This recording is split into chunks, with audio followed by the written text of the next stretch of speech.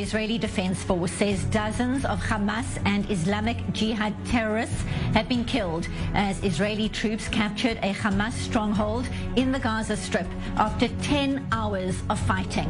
The Nahal Infantry Brigade taking over the site called Outpost 17 in West Jabalia. It says soldiers battled terrorists both above ground and underground. It uncovered more tunnels, including one next to a kindergarten. And the Air Force has carried out strikes against hundreds of targets in the Gaza Strip over the past day. In recent hours, sirens sounding in the southern city of Sderot, and before that in Nahal Oz and Kisufim in the south, warning of incoming rocket fire. Israeli forces are meanwhile intensifying their push into Gaza to eradicate the Hamas terror network, destroying 130 terror tunnels since the start of its ground operation. Soldiers in the enclave telling I24 News this is what they need to do to protect the country. Another Israeli soldier has been killed in the fighting, 29-year-old Sergeant Eliyahu Benjamin El Makayis from Jerusalem. This brings to 35 the number of fallen Israeli soldiers during this retaliatory operation. Day 34 of the war, more than 1 month after the Hamas terror rampage in southern Israel, which saw more than 1,400 people shot, tortured and butchered. And in a new development out of the Gaza Strip, the IDF uncovering a weapons production and storage site inside a residential building. Rockets were being assembled next to a children's bedroom.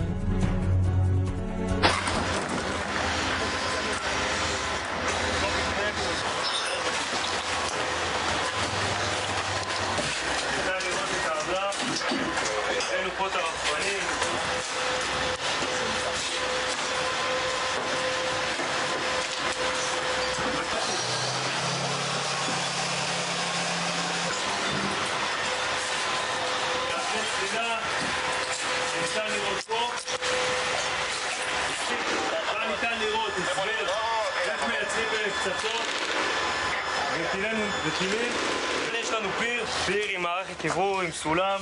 אנחנו כרגע בית של ילדות, בחדר של ילדות קטנות, ניתן לראות פה ארון ורוד ומיטות של ילדות קטנות בתוך דירת מגורים. You're looking at images of that weapons production site inside a residential building next to a children's bedroom.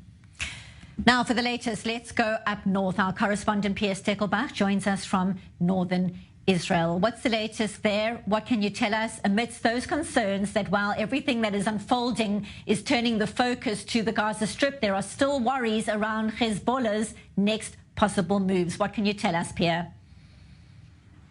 Well, Benita, today so far has been a relatively quiet day, but of course tensions are high in general here in the north as the situation is very volatile. Last night there was a moment of high tension when sirens were activated in 3 communities very close to the Israel-Lebanon border, the communities of Avim, Batan and Yaron. As it was said, a foreign aircraft from southern Lebanon is making its way to Israel. After that, shortly after, the Israeli military issued a statement that that was indeed a false alarm. The Israeli Home Front Command issuing a statement that there was an interception of a foreign aircraft there. Other than that, we're speaking about anti-tank missiles that have reached Israel throughout the day yesterday. As per protocol, the Israeli army is striking back in southern Lebanon with artillery there. In addition, another military statement said that Israel's army has throughout the night been attacking targets in southern Lebanon belonging to Hezbollah. We're speaking about technological means and other military depots there and also buildings in southern Lebanon. And that just really gives you an overview of what has been happening here every single day. And we're speaking also about areas that are, as the ones who had the air raid alarm yesterday, that are that close to the border that have been evacuated a long time ago. So everyone is expecting the next move from Hezbollah, but the tensions are high in general. And this front is very, very volatile, which really is one of the reasons why the areas as close as 5 kilometers to the border have been widely evacuated. And a lot of reservists are stationed here also along the border as well. We're on the roads and you can actually see also some military vehicles here moving in that northern area. So that really shows you how sensitive the area here is, although no major developments within the last 24 hours. But, from experience from the last month, this can change any minute, Benita. Certainly, no doubt about that. And talk to us about a range of developments in Syria overnight. What is the latest there? Right, Benita, we're hearing reports about two different airstrikes. One is attributed to Israel. The other one is attributed to the U.S., and the U.S. has also claimed responsibility for that one in eastern Syria, targeting, as they said, Iranian proxies there, a weapons warehouse in eastern Syria. The U.S. said that this was a very condensed strike, a very contained strike, because the U.S. is not interested in, of course, a regional escalation. The strike was part of preventing that. That comes along, that strike that is attributed to Israel in the area of Damascus. Also said was said to aim at Iranian proxies, there specifically Hezbollah cell operating there close to the capital in Syria. Thank you so much. Live from northern Israel, correspondent Pierre Steckelbach. More to come from Pierre, of course, in the coming hours. Thanks, Pierre.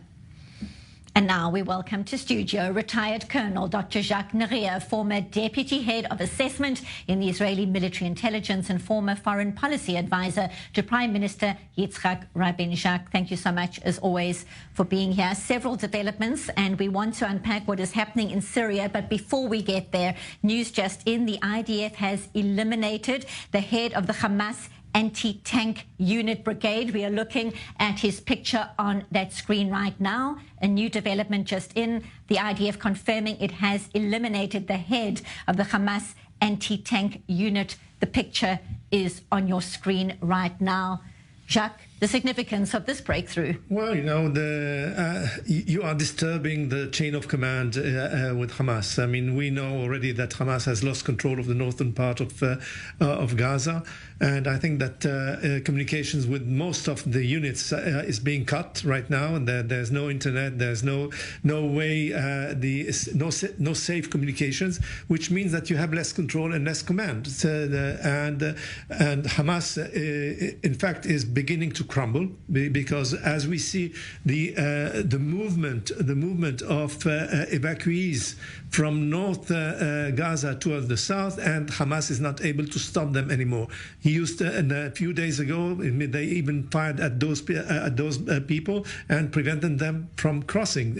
And now they are just marching under the protection of Israeli tanks towards the south. So this is a big challenge and a big development, which means that we are inching forward to a situation where it's either you just hit a wall that you cannot overcome, but this is not the case, or this is the beginning of a crack, and the crack will bring the wall to crumble. Which means that if we continue on our effort without stopping, without accepting a ceasefire, we might find ourselves, we could find ourselves in a much better position in 48 hours from now. This is what's happening, and by then we would have taken care of the hospitals, the Shifa, the Indonesian, the Kuwaiti, the Jordanian one, all over those places, and the outcome of this encounter with the hospitals would have to be well weighed, because the world opinion would look at us and accuse us, of course, of humanitarian crimes. What is the world opinion when you see the images that we just showed earlier on in the broadcast of weapons being assembled inside a residential building right next to a children's bedroom? It is staggering, Jacques. And what do you say about media, international media, using freelancers who were aware of the attack that was coming on the Israeli settlements, and didn't say a word, that just accompanied as if they were the correspondents of war? I mean, and filmed and took pictures of all those atrocities that took place under the title of CNN, under the title of AP. I mean, they were the freelancers.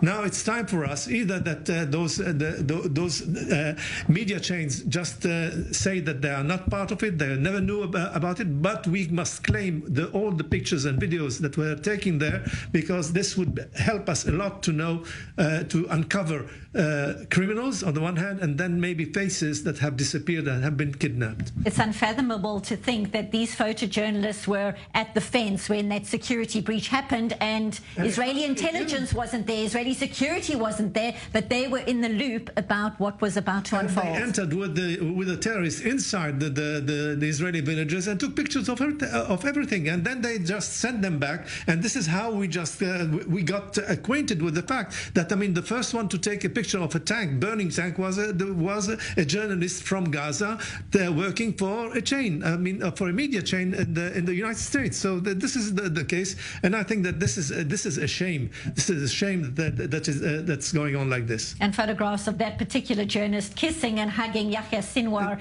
as well. Many questions to be asked.